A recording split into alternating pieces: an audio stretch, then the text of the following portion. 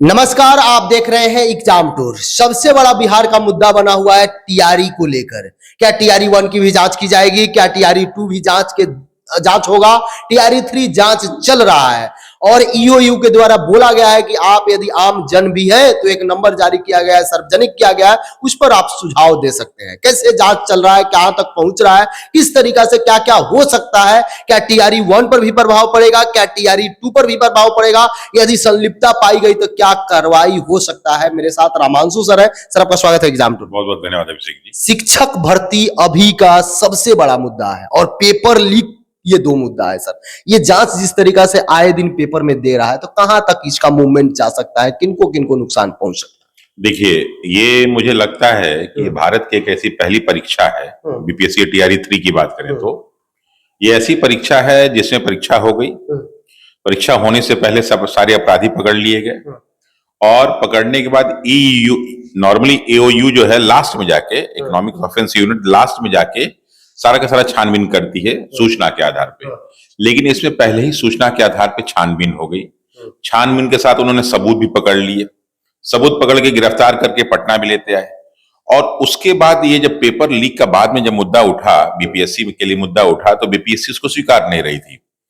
तो नॉर्मली ऐसे में क्या होता है कि जब कोई संस्था स्वीकार न करे तो फिर उसकी चेकिंग शुरू होती है, लेकिन इसमें चेकिंग पहले ही हो गई। अगर खुदा ना खास्ता ये चेकिंग पहले नहीं होती तो बीपीएससी ये मानने को तैयार ही नहीं होती कि पेपर आउट हुआ है। उसका एक बहुत बड़ा कारण क्या है कि जो बीपीएससी टीआरई 1 हुआ, टीआरई 2 हुआ, तो उसमें किसी प्रकार का प्रश्न चिन्ह नहीं उठा।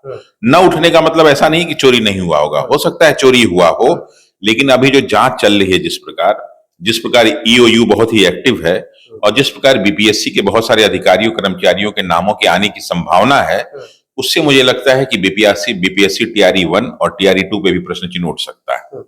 सर, मतलब जैसे इन लोगों का जांच होगा, ये लोग कुछ बताते हैं, क्योंकि ये मामला इसलिए इतना तूल पकड़ लिया है क्योंकि जब प्रश्न बन जाता है तो उसमें एक बार कोडिंग होता है। अगर बार कोडिंग लग गया तो उससे मालूम चल जाता है कि इस विद्यालय से ही आउट हुआ है, तो उस विद्यालय तक का जांच होता है। या मालूम चल जाए कि यहाँ से आउट हुआ तो उस जिला भर का सेंटर रद्द किया जाता या उस जिला का जांच होता है। लेकिन यहाँ जो हुआ इसमें बार कोड लगने से पहले ही हो गया सर। ये सबसे बड़ा देखिए, दरअसल क्या होता है ना कि जैसे अभी हम लोग कुछ दिन पहले गए थे बीपीएससी में, कार्यक्रम के दौरान हम लोग को बुलाया गया था, तो गए थे, तो वहां बातचीत हो रही थी जी। तो बातचीत में माननीय अतुल प्रसाद जी का एक तरफ से विदाई समारोह ही इस प्रकार था, तो मैं उसमें देख रहा था, सारे अधिकारी कर्मचारियों को देख रहा था, तो मुझे लग रहा था कहीं ना कहीं कुछ शंका सुबह लग रहा था। तो इसलिए कुछ लोगों ने एक प्रश्न उठाया माननीय अतुल प्रसाद जी से कि सर, जब तक आप हैं तब तक तो चलिए, मान लीजिए ईमानदारी से काम हो गया। क्योंकि मुझे उस समय भी जो है जानकारी ये मिलती थी कि बहुत सारे ऐसे कर्मचारी अधिकारी जिनकी संलिप्तता हो सकती थी, जिन पे किसी प्रकार का शक सुबह था, जो सूचना उनको मिलती थी उस आधार पर उन अधिकारियों का वो कार्य बदल दिया करते थे और अधिकारी का काम बदल देते थे, उनको अलग काम में लगा देते थे, उनकी सारी चीजों को बदल देते थे ताकि वो परीक्षा से डायरेक्ट किसी तरह से रिलेटेड ना रहे। और जो भी गोपनीय चीजें थी वो अपने पास रखा करते थे। लेकिन समस्या क्या है ना कि एक अधिकारी सारी इंफॉर्मेशन को अपने पास नहीं रख सकता, बहुत सारी चीजों को अपने पास नहीं रख सकता, कहीं ना कहीं उसके सहयोगियों का साथ तो लेना ही पड़ेगा। तो उसमें शुरू से ही बीपीएससी पे प्रश्न चिन्ह उठता रहा, बीपीएससी पे नहीं, हर आयोग पे प्रश्न चिन्ह उठता रहा। और ये मैं बता दूं, ये आज की घटना नहीं है, ये सैकड़ों, मतलब जो है ये जो है कई वर्षों से चल रहा है। ये बात अलग है कि आज सोशल मीडिया, आज सारी चीजें इतनी बहुत एक्टिव है कि तुरंत पकड़ में आ जा रहा है। पहले भी ये सब सारी चोरियां हुई हैं। तो इसलिए जो आप ये कह रहे हैं बार कोड वाली जो बात कर रहे हैं ना, ये इस तभी हो सकता है जब जो है विभाग का कोई बड़ा अधिकारी, छोटा अधिकारी नहीं, क्लर्कल लेवल का अधिकारी नहीं, कोई बड़ा अधिकारी मिला होगा, तभी उसको ये सारी चीजें मिल सकती है। छोटी चीज बार कोड से पहले ये सब चीजें छोटे लोग को नहीं मिल सकती, जो बड़ा अधिकारी होगा वही, यानी कोई ना कोई एक बहुत बड़ा अधिकारी है जो उस गैंग का मेंबर है, ये नहीं कि उसमें शामिल है, गैंग का मेंबर है जिसने काम किया है और वो सारी प्रोसीजर को जानता था कि अगर कहीं स्कूल चला गया, कॉलेज चला गया, तो हम बार कोडिंग होगी तो बहुत आसानी से पकड़ा जा सकता है, लेकिन अगर यहीं से ये आउट होके चला जाए तो बहुत आसानी से पकड़ा नहीं जा सकता। इसलिए उसने पूरा का पूरा वो सारी सिस्टम को जानते हुए ये सारा काम किया है।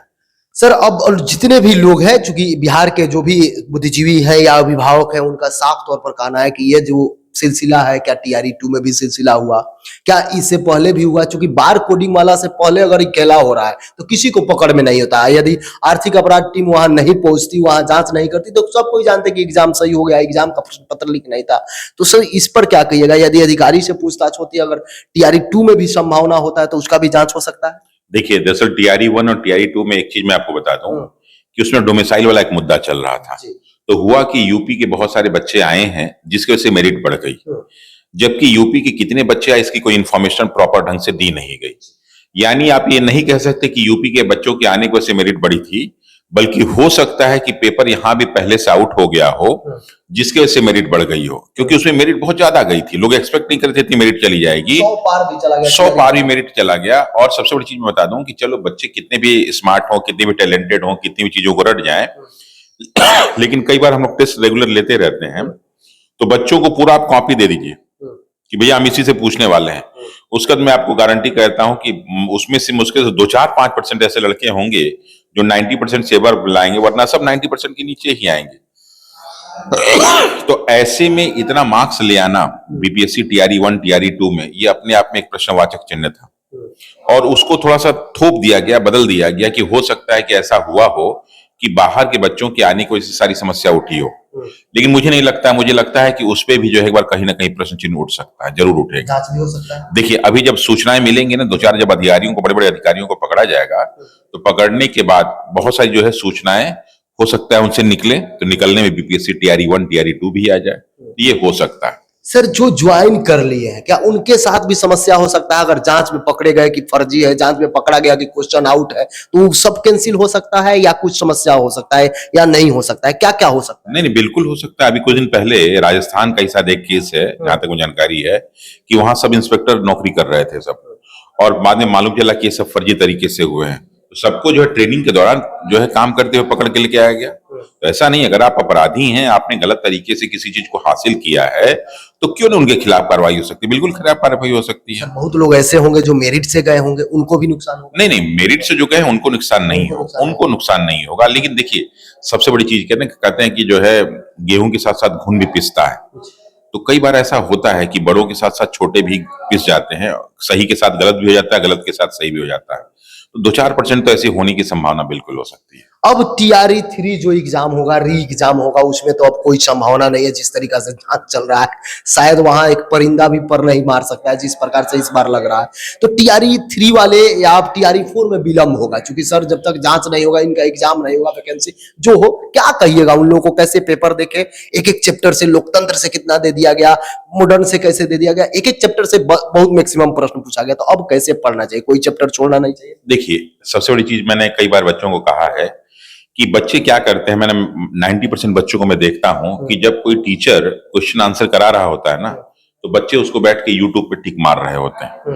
टीचर क्वेश्चन सॉल्व कराया, उसका आंसर बताया, लड़के अपना आंसर लिख रहे हैं, और वो सोचते हैं कि इसके माध्यम से हम सेलेक्ट हो जाएंगे।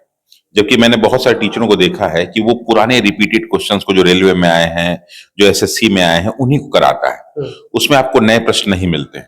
लेकिन जब बच्चा एग्जामिनेशन हॉल में जाता है तो उसको एकदम नए प्रकार के प्रश्न मिलते हैं। तो ऐसे में तो आपका सारा मेहनत बेकार हो गया। दूसरी चीज क्या है कि जब आप यूट्यूब पे इस प्रकार के प्रश्न देखते हैं, सॉल्व करते हैं, तो आप ऐसा क्यों सोचते हैं कि सिर्फ आप ही देख रहे हैं? जो पेपर बनाने वाला वो भी तो देख रहा है। वो 1-2 बार देख लेगा तो उसकी इस बात का अंदाजा लग जाएगा कि ये टीचर क्या पढ़ा रहा है। और जो कोचिंग पॉपुलर हैं, जो फेमस है कोचिंग, ये सब जो है ना इस तरह के डिपार्टमेंट के रडार पे रहते हैं। कुछ पॉपुलर किताबें हैं वो इन सब के रडार पे रहती हैं, तो बुला के सामने रख दिया जाता है कि देख भाई, इस किताब से कुछ नहीं आना चाहिए, इस कोचिंग के मटेरियल से कुछ नहीं आना चाहिए, अब तुमको जो क्वेश्चन बनाना है बनाओ।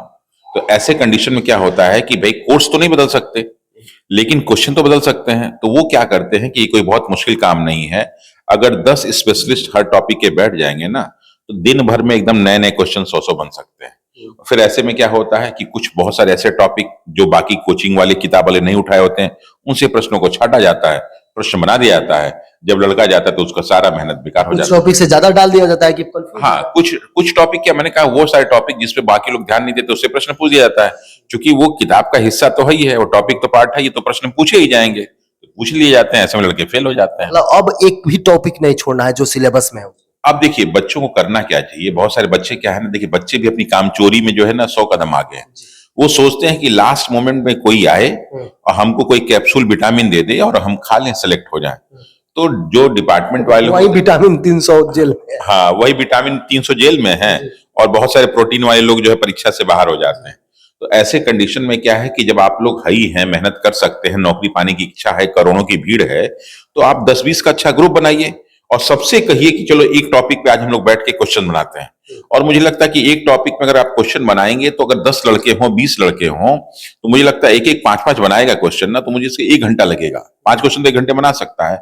और अगर 20 लड़कों का 100 क्वेश्चन बनेगा, लेकिन 100 में बहुत सारे क्वेश्चन कॉमन होंगे, तो उसमें नए नए जो क्वेश्चन आएंगे उसको आप बनाइए, उसको सॉल्व कीजिए, तो आप बाकी लोग से बेहतर होंगे। या फिर अगर कोई कोचिंग, अगर कोई किताब इस प्रकार की क्वेश्चन देती है जो मार्केट में अभी तक नहीं आए हैं, नए प्रकार के एनसीईआरटी टाइप का, उससे वन लाइनर बनाता है, तो अगर उस तरह की चीजों को आप पढ़ें तो निश्चित रूप से आपका सिलेक्शन हो सकता है। यदि आप एग्जाम टूर पर नए हैं, चैनल को सब्सक्राइब कर लेंगे, लोगों में शेयर करेंगे। एक बात बता दें, जो सही से भर्ती हुए हैं, वो टीआरई 1 वाले हो या 2 वाले, उनको डरने की जरूरत नहीं है। जांच भी होगी तो जो फर्जी होंगे वो बाहर होंगे, आपको कोई टेंशन लेने की जरूरत नहीं है। लेकिन फर्जीवाड़ा आप ना करें। यदि स्टूडेंट तैयार ना हो तो सेटर किसको प्रश्न देगा, किससे बेचेगा? तो इसलिए मैं यही कहूंगा कि आप मेहनत करें और अपने अभिभावक के मम्मी पापा का नाम रोशन करें। जय हिंद।